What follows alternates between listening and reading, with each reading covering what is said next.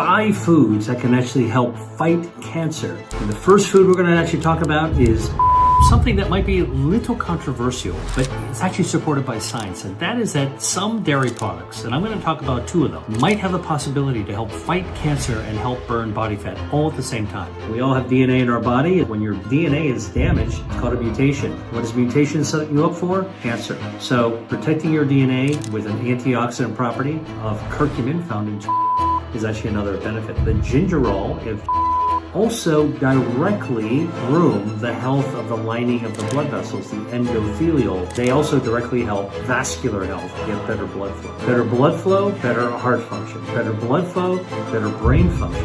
What about prevention? What are foods that can prevent cancer? Well, it turns out that 2 apples a day actually can lower the rate of lung cancer and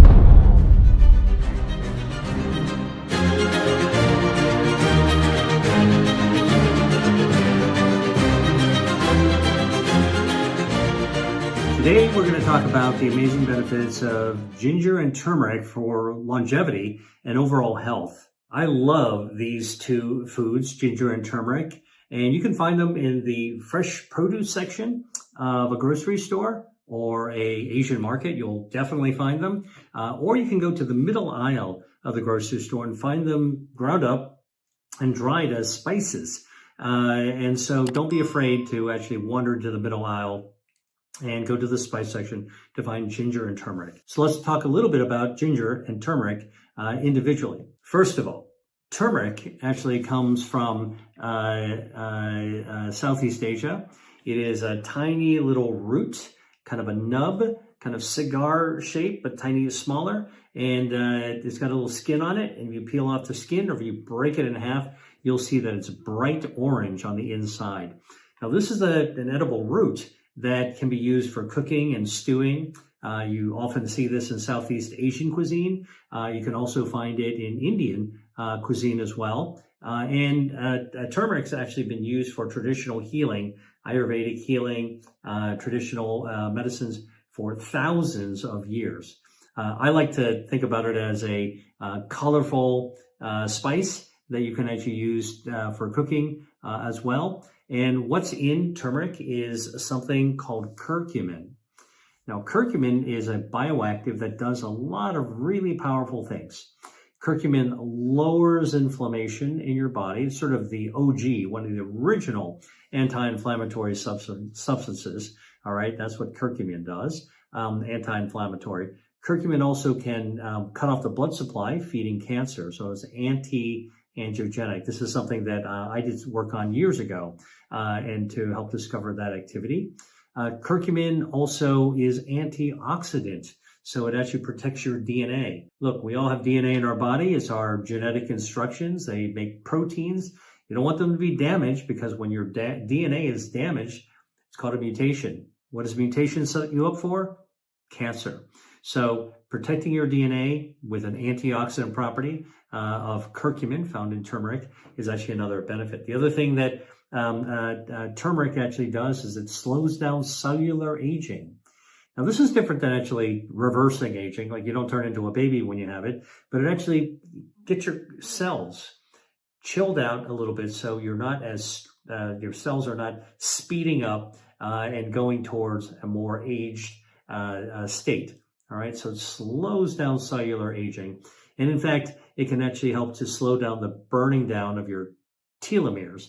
These are actually the kind of like the fuses at the end of your DNA that burn down as we age. It slows that whole process down. So that's turmeric.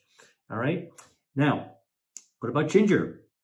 Another root, a really amazing root. I love ginger that you can actually find in the fresh market of the grocery store. You can find it dried in the spice market. If you go to an Asian grocery store, you'll actually see beautiful, big chunks of ginger. They're sort of like almost like a cactus, a big centerpiece with lots of little arms sticking out. And ginger is something that's used in Asian cooking of all sorts.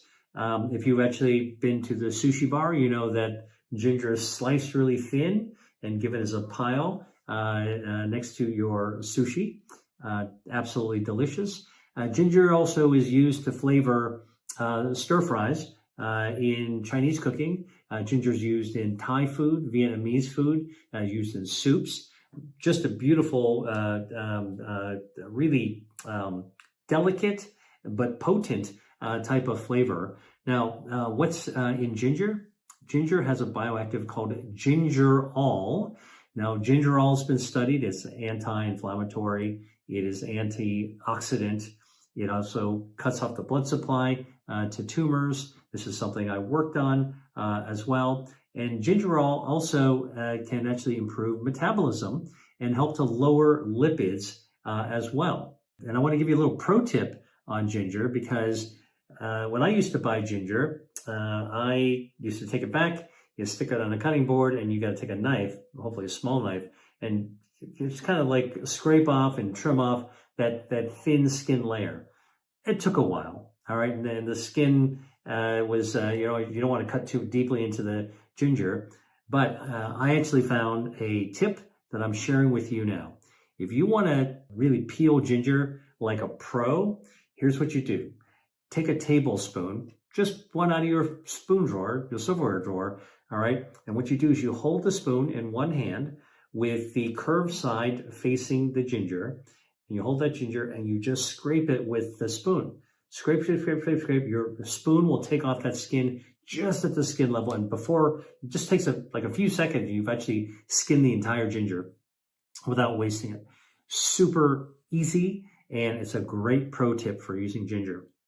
All right, now let's talk about the benefit of turmeric and ginger together when it comes to longevity and overall health. One of the things that this combination of turmeric and ginger that I think would be really good for is joint health. Now, obviously, as we get older, our joints suffer from wear and tear. You get inflammation, you get pain, osteoarthritis. And it turns out that ginger and turmeric, when you combine their anti-inflammatory properties together, can actually be a balm for inflammation in your body. And what better tissue to actually aim at is to actually lower inflammation in your joints. Sure, you can take a pill, a non-steroidal, but actually taking turmeric and ginger, adding it to your food is a wonderful way to get some of this, all the bioactives in, to be able to help that vulnerability of aging, which is really joint pain and joint compromise. Okay, the other thing that I think that turmeric and ginger are great for, think about it, brain health. Now, when we actually are aging, one of the things that we really want to avoid is dulling of the brain, cognitive deficits. Where's my keys? Now I can't remember. What did you just say? What's my name? You want to avoid that. So it turns out that it's thought that inflammation plays a role. Brain inflammation plays a role. So both turmeric and ginger have these wonderful properties that can actually be anti-inflammatory in nature. The other thing that occurs, we think, is that oxidative stress in the brain damages neurons, the nerves in your brain. And so the antioxidant properties of both ginger and turmeric are really, really great to be able to help as part of an overall lifestyle plan to be able to calm down your inflammation and oxidative stress in your brain as we age. So for better cognitive health. All right. The other thing is turmeric and ginger good for is cardiovascular health. All right. Now, again, inflammation within your blood vessels, your arteries, that's a setup for atherosclerosis, which is building up of crap on the lining. Okay, this is sort of lipids and other inflammatory proteins. It forms a crust on inside your blood vessels. When you hear about somebody having a heart attack with blockages, that's really because the crust has actually formed, the gunk has formed inside your blood vessel because of damaged blood vessels to that inner lining, the endothelial lining of your blood vessels. So anything that's anti-inflammatory actually can help counter those effects of that can cause cardiovascular disease. That's the accumulation of gunk material, lipids that caused by inflammation that can actually cause blockages, narrowing and blockages. whether it's in the heart, which sets you up for a heart attack, in the brain, sets you up for vascular dementia, as well as stroke in your neck, the carotid arteries, and in your legs, it can cause peripheral arterial disease. Now, this is actually a silent kind of heart disease, except that it's not in your heart, it's in your legs. And the gunk accumulates to the point where you actually can't even walk 100 feet before. Hey, just a quick note. I wanted to share another great resource with you. Look, I love eating seasonally. When foods are in season, they taste fresher, their flavors are better, and they have, more importantly, more bioactives that help your body activate your health defenses. So they're better for you as well. And I put together a special guide that shows you some of these foods called 3 disease-fighting foods for the spring. Trust me, these are the foods that you're going to want to put in your cart the next time you're in the grocery store or when you're at the farmer's market. Get my guide for you right now for free in the caption below. Now, let's get back to the video. Well, your blood vessels are very narrow, so the muscles of your leg aren't getting enough oxygen, so you seize up and cramp. And this is actually, when this actually happens, you could be walking down the parking lot just 100 feet, and then you got to stop and rest. All right, your muscles need to completely stop their work so they can actually load up again, get rid of the lactic acid, and get more oxygen. Or walking in a shopping center or a shopping mall, you just walk a few stores length and now you cramp up. That is actually peripheral arterial disease. So ginger and turmeric, with their anti-inflammatory effects, help to protect blood vessels. But the gingerol of ginger and the curcumin of turmeric also directly groom the health of the lining of the blood vessels, the endothelial cells, that inner lining. Okay, and so they also directly help vascular health, the health of your blood vessels. You get better blood flow. Better blood flow, better heart function. Better blood flow, better brain function. And by the way, this also applies to your legs, it applies to all of your organs. It applies also to erectile function as well. You want good blood flow in every part of your body. So when it comes to brain health, cardiovascular health, when it comes to joint health, turmeric and ginger are really, really useful foods to be used as part of the tool in the toolbox, the food as medicine. But every bit as importantly, I want to let you know that ginger and turmeric are great foods to cook with, whether they're dried form or whether they're fresh form. And look, if you don't know how to use these ingredients, it's so simple. Type in ginger and turmeric, go on to Google, hit search, recipe, hit search, punch up video, and watch somebody teach you some of the recipes that they love to make to create a tasty dish you created using the healthy ingredients of turmeric and ginger. 5 foods that can actually help fight cancer. And the first food we're going to actually talk about is green tea. Now, green tea contains catechins that have been shown to lower the risk of colon cancer, stomach cancer, esophageal cancer, cancers of the gut, actually, because you're sipping the green tea and it's flowing down and touching your entire GI tract. Now, what's in green tea? Something called catechins, specifically EGCG, all right, Edward, George, Charlie, George. And this is actually something that I've studied. I'm a researcher. I have actually studied food as medicine in the lab, specifically green tea. And I can tell you that this is a natural chemical found in tea leaves that when you brew a cup of tea, the EGCG comes out into the liquid. So whether you actually have tea bags, you have loose tea leaves, or you have some powdered tea, which is another form of getting it. And whether it is green tea, whether it's matcha, you're all getting this catechin into your system. So what does EGCG do in the body?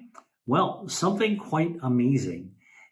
Drinking tea has been shown by cancer researchers to lower inflammation, which is, of course, one of the drivers for cancer. Green tea also boosts the immune system. Now, we all have cancers growing inside our body. It's a natural part of being alive. When our cells divide, they make mistakes, and each of those tiny little mistakes is a microscopic cancer. But our immune system wings by, finds that microscopic cancer, and takes it out like a sniper. And so good, strong immunity is actually cancer fighting, and green tea actually does that as well. But the thing that I think is most remarkable is that the catechins found in green tea cut off the blood supply to tumors. Now, all tumors are harmless until they actually get a blood supply. And this is a process called tumor angiogenesis. Now, our normal cells, our normal tissues have angiogenesis. We need them in order to be able to heal our wounds.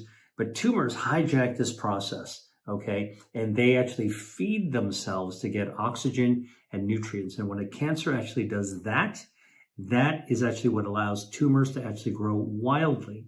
In fact, studies in the lab have shown that without a blood supply, tumors can't grow beyond about 2 millimeters in diameter. That's the size of the tip of a ballpoint pen. But the moment blood vessels can actually grow up and touch that tumor and feed it, that tumor can grow 16,000 times in just 2 weeks' time. All right. So angiogenesis, which is normal for healing, good for our body, when tumors hijack it, the oxygen and nutrients allow the cancer to explode in growth. So tea containing the catechins cuts off the blood supply, prevents tumor angiogenesis, and that is one of the most powerful and important ways that green tea can actually be beneficial. Now, I like to drink green tea every day. In fact, I have a cup of it right here. Walk to walk, and I find it really relaxing. I drink green tea all throughout the day, especially in the evening. But green tea actually is something that goes back tens of thousands of years. If you look at Asia, tea bushes, tea plants naturally grew there, and they are handpicked. They are dried into the sun. They are lightly roasted over fire, and then the process takes off in order to be able to convert them into different types of tea. You mix them with jasmine flowers for jasmine tea. You grind it into a powder to make matcha. You roast it deeper in order to be able to create black teas, which are also beneficial for your health, by the way. Not just green, but black is also good. Somewhere in between is oolong tea, which is kind of a medium tea. And then you can ferment tea. It's called pu-erh, beautiful tea. But let's stick with green tea for a second. Green tea has these anti-cancer benefits. So one of the questions is how do you actually make the green tea, and how much should you drink? Well, listen, I like using loose leaf tea. You can actually brew it in a pot with hot water.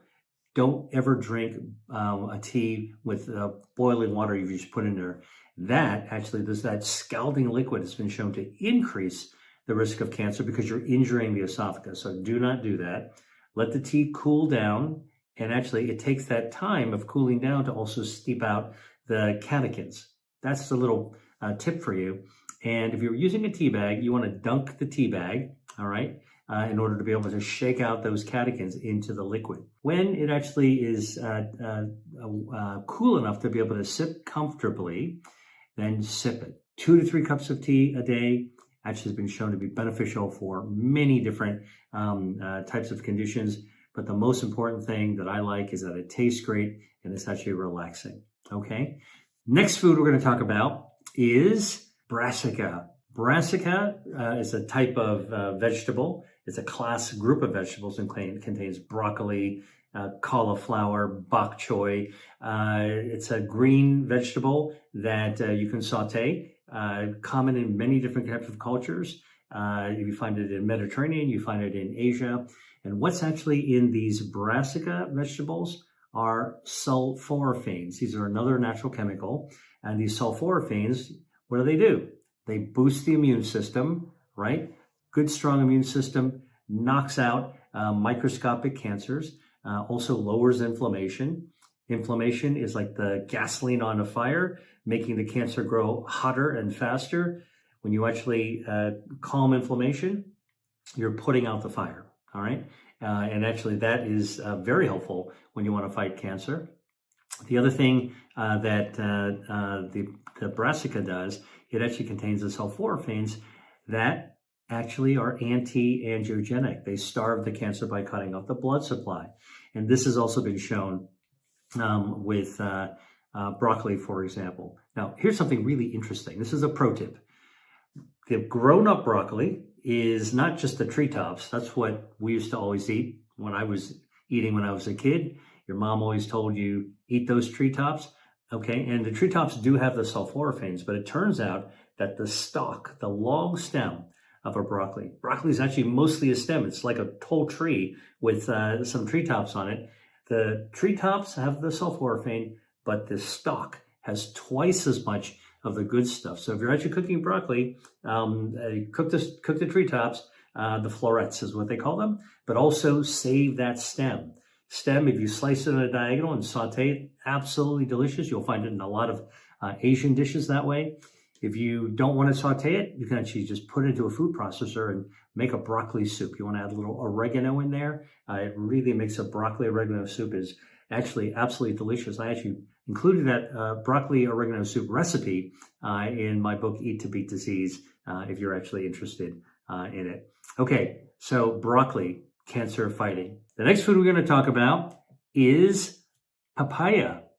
Now, most people don't think about papaya as a cancer-fighting food, but this is actually sort of an oblong, football-sized and kind of oval-shaped fruit, tropical. When you cut it open, when it's ripe, it's actually bright orange inside with little black seeds. You scoop out the seeds, and the flesh, when it's ripe, is absolutely delicious. You can just eat it out with a spoon, slice it up, put it onto a plate, and just have it for breakfast, have it after dinner for a dessert.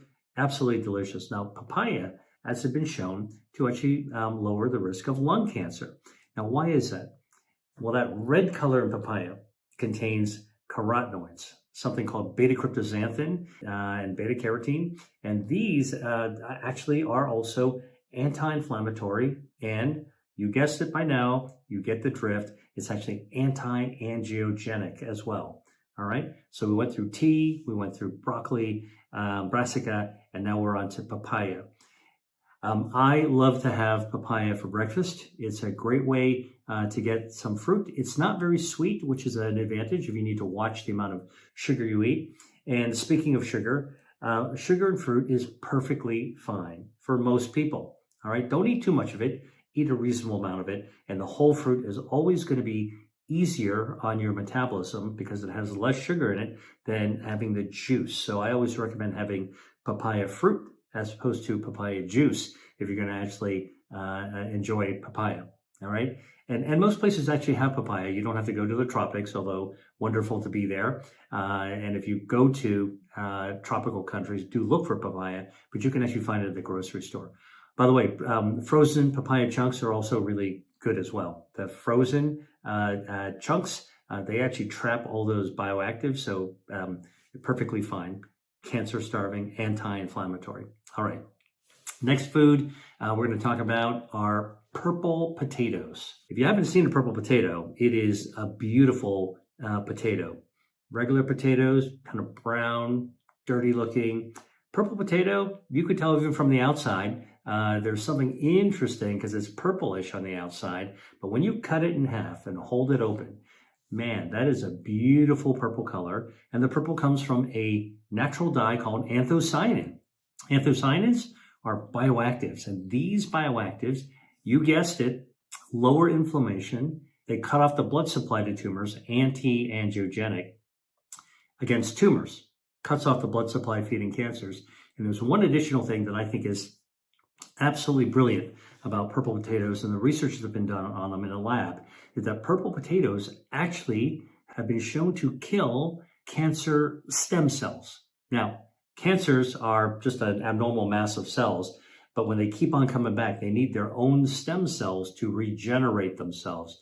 You know, when a cancer patient actually has their tumor removed by surgery, treated by chemo or radiation, and you're done, right, for 5 years, but sometimes they come back. Well, the reason those cancer cells come back is because of their stem cells. That cancer figures out how to resurrect itself. And so purple potatoes actually have been shown to kill colon cancer stem cells. What an amazing thing. Plus, a beautiful food to boot. Now, by the way, if you actually cook purple potatoes, steam them, saute them, bake them, do it however you like. You can make a purple potato soup. I have a recipe for purple potato gnocchi in my first book. Absolutely beautiful. If you want to actually make it even better for your gut microbiome, all right, because there's fiber in potato, you actually put it in the fridge, turns into resistant starch, easier to digest, and also helps your gut microbiome become healthier. So purple potatoes, check them out. Hey, just a quick note. I wanted to share another great resource with you. Look, I love eating seasonally. When foods are in season, they taste fresher, their flavors are better, and they have, more importantly, more bioactives that help your body activate your health defenses. So they're better for you as well. And I put together a special guide that shows you some of these foods called 3 disease-fighting foods for the spring. Trust me, these are the foods that you're going to want to put in your cart the next time you're in the grocery store or when you're at the farmer's market. Get my guide for you right now for free in the caption below. Now, let's get back to the video. All right, let's talk about next food. We're going to talk about pomegranates. Speaking about purplish, reddish foods, the pomegranate, also a tropical fruit, although you can find them in most grocery stores now. They are kind of like a big apple with a thick skin and a little bit of a crown at the very top. They're heavy. And you know why they're heavy? Because they're filled with seeds that around every seed is a little bit of liquid, and that's pomegranate juice. Now, these seeds and pomegranate juice are packed with bioactives. These are naturally occurring chemicals that give foods their biological punch. Okay, this is what you eat to beat disease. Are these foods with these bioactives? And in pomegranate, they're called elagitannins. Now, elagitannins also help to give the bite, the kind of acidity, and also contribute to the color of the pomegranate. You want to be careful when you actually eat and work with pomegranate, because that dye around the seeds will stain your clothes if you're not careful. All right, but absolutely delicious. You know, by the way, each seed looks like a little ruby, beautiful red color. You ever see pomegranate in salad? I had a Syrian salad the other day called fattoush, and it had little pomegranate seeds in it. So when you're eating the salad, you bite into it, these little fruity rubies, and an explosion of sweet flavor and juice. Absolutely delicious. Okay, so what do elagitannins do? Well, they do a couple of things. Pomegranate elagitannins have been shown to cut off the blood supply to tumors, all right, starve cancer, anti-angiogenic, and in fact, clinical studies have even been done in men with prostate cancer showing that pomegranate juice can actually slow down the rise of PSA. Now, if you don't know, PSA is a blood marker that goes up when you have prostate cancer. And for men who are actually having their PSA go up, having pomegranate juice pretty much kept them at a cruising altitude so they wouldn't actually keep rising. Pretty amazing, right? So what do we think actually is going on? Well, it turns out elagitannins are anti-angiogenic. They cut off the blood supply to cancer. And in the case of prostate cancer, would make the prostate cancer harder, make it harder for them to actually grow and become more aggressive. Hence, we think this is actually why the PSA actually is able to be leveled off. Now, the other thing that pomegranate juice does, which is really amazing, is that the elagitannins, which you eat, trickles down your gut, goes down to your lower gut, your colon, and it stimulates your colon to produce natural mucus, right? We think about mucus normally in the upper throat, back of the mouth, right? If you want to actually have spit, right? But mucus is all throughout our GI tract, all throughout our intestines, and in the colon. When your colon secretes mucus, mucin, it helps a natural healthy gut bacteria called Akkermansia muciniphila. Some people say mucinophilia, wrong. Akkermansia muciniphila.